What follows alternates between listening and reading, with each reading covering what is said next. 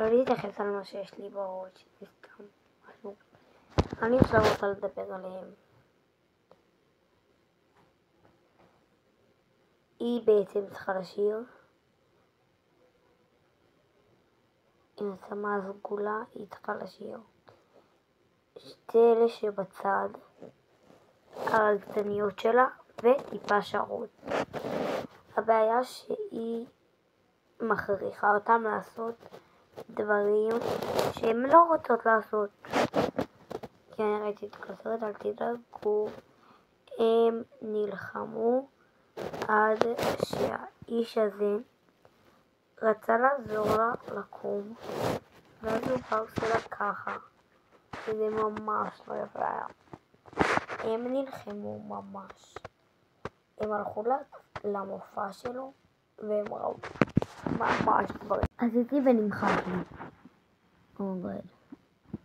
טוב, הסברתי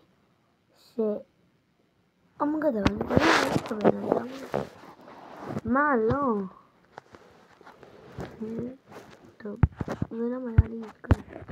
טוב, בואו נדבר עליה, על זאתי שמעל הראש שלי. היא חלק משתיהם. התמונה למעלה היא מצד ימין. אתם רואים את זאת?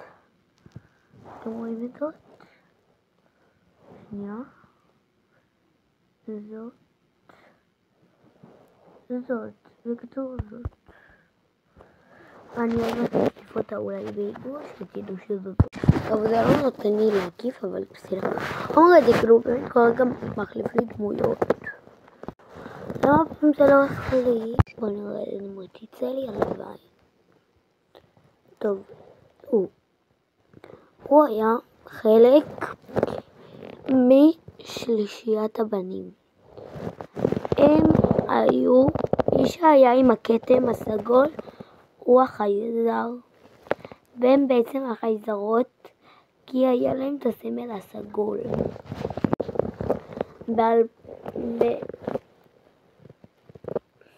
ב-2017 הם היו קיימות, אבל עכשיו הם עשו סרט עליהם.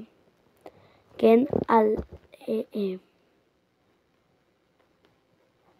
2017, כן, הם לא היו חיות,